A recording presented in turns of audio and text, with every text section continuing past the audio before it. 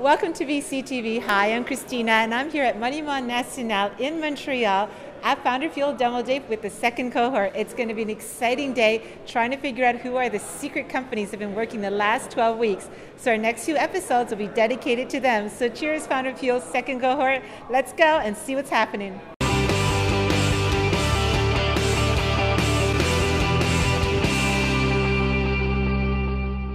Welcome to VCTV. Hi, I'm Kristina, and I'm here at FounderFuel Demo Day with the second cohort. And I just met with the CPO, Harley, Finkelstein of Shopify. Yes. So how was it today? Today was great. I think the teams did a phenomenal job. They were prepared, they were articulate, they've made a very clear and compelling pitch to the investors, and I think a lot of checks will be written today.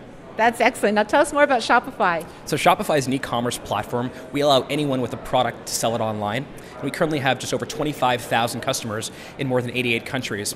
One of the reasons why we like FounderFuel so much is we were once a startup, a small startup just like these guys are, and if we can help and lead the way, we want to do that. Now, is there any competition out there for you guys? Actually, it's all very collaborative and cooperative, and we see a lot of synergies between a lot of the companies coming out of FounderFuel and what we're trying to build over at Shopify. So it's actually very friendly and cooperative.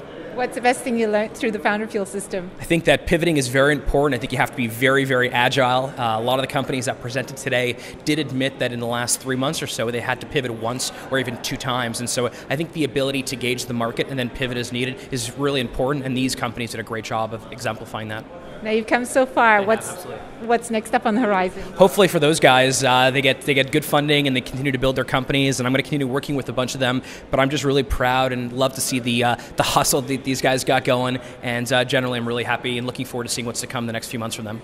Looks like exciting times ahead. Definitely. Yeah. Thanks for having me. Well, thanks for having us, and we'll see you soon. Good luck. Thank you. Thank you. Welcome to VCTV. Hi, I'm Kristina, and I'm here at Monument National for the FounderFuel Demo Day, and here with some co-founders, 3 in fact. So we got Oleg, Nikolai, and Alex. Thanks for joining us today. Thank you. So what's HealthAware about? HealthAware, we help people find health professionals and book appointments online. So whenever you need a dentist, chiropractor, pediatrician, in seconds you can basically find all of them in your neighborhood, pick the one that works for you or the best one, and then you see in real time their availabilities, and you can pick the time that works for you, and in under a minute you got yourself an appointment. What inspired the idea in the first place? It was Nikolai's personal story. Yeah. How first he was trying to find a family doctor and tried to find some other kinds of doctors, and it was really hard to find them on the internet. And that's how we started 2 years ago. And so what got you into FounderFuel? What was the inspiration behind it? We heard a lot of great things, and it was actually an interesting story. First, we weren't sure because the move and everything else. So we actually called up all the previous companies, all the companies in the previous cohort. We hunted them down, we called them up, and we asked them, was it worth it? And all of them said 100%. And we went from 90% no to 90% yes, and then 150% yes. Well, smart businessman, you made a good decision from the start. What did you find was the best way that the mentors contributed to your initiative? Well, honest, direct feedback, tough love as they call it. That really opened our eyes and made us look at our business from the investor point of view and really from our client point of view. And you were talking earlier about you speaking with the cohort from last year. So if a cohort coming up wants to contact you, what are you going to tell them?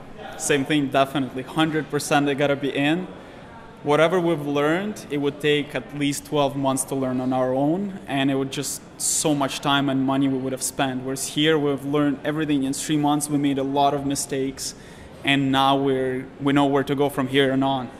And moving on from here, what's next on the horizon for HealthAware? So FounderFuel, it's end of FounderFuel, but it's a big start for our business. And next is actually execute and deliver on all the plans and all the commitments that we have.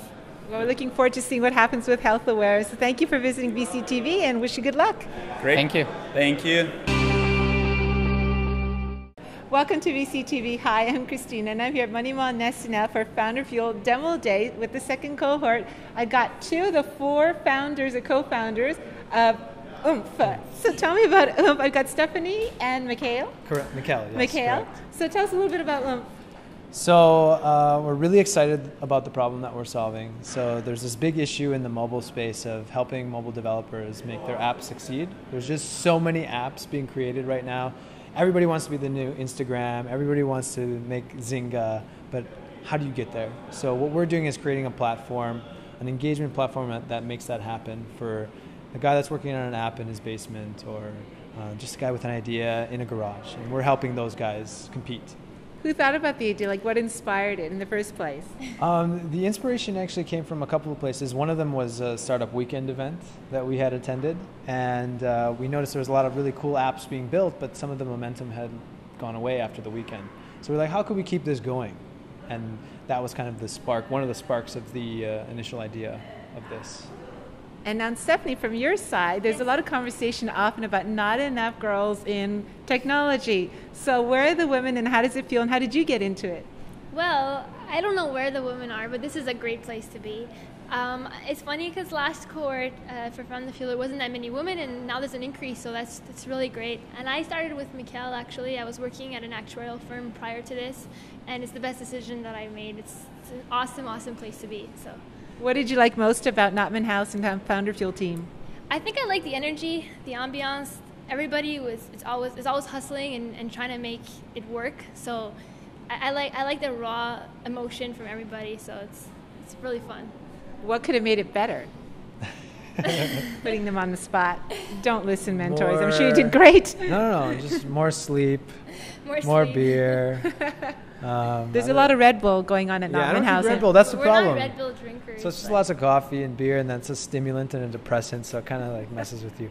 But other than that, everything was great. I mean, everything was really, really great. Really recommend it for any company. If you have never been an accelerator or an incubator, definitely FounderFuel was a great experience for us. What would you tell the third cohort? Third cohort would be don't worry if they change your product right when you come in. We came in with a completely different product. We pivoted twice and came out with what we have today, and we're really, really excited about it. So don't worry if what you come in with, people kind of lash out and don't like it. It's not a reflection on you. And how was the pitch, the whole experience? It was awesome. I mean, Mikkel worked really hard on the pitch.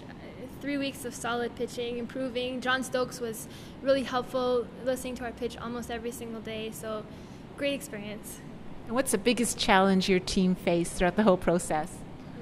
I think it was getting through that beginning part. When we had the idea and the pivot and coming up with a different idea during a program where you feel pressure. You know, you only have 12 weeks and you feel, I'm so far behind because all these other teams have products and ideas and they're already moving forward. What do we do? Being able to get through that as a team was the most rewarding thing, I think, one of the most rewarding things that came out of this program, because we see that we can pretty much get through anything if we're able to get through that. So, well, you've accomplished a lot in 12 weeks, so what's next up on the horizon? Keep going. This is just kind of the birth, we look at it as the first step of the company. So we're moving forward, we're moving fast. We've nailed a lot of things during the program, and now it's really continued acceleration of the business. We're really, really excited. So we're looking forward to seeing what happens next. So thanks. I'd like to say thank you also to FounderFuel. They really accelerated our business, which is something that's invaluable. And I'd like to also say thank you to Ian and Zoe because they did a really good job of organizing the event. So. Yeah. We're lucky to be well surrounded by such great leaders around at the helm. Yeah. So thanks so much for your interview, and we'll speak to you soon. Thank you so much. And thank you.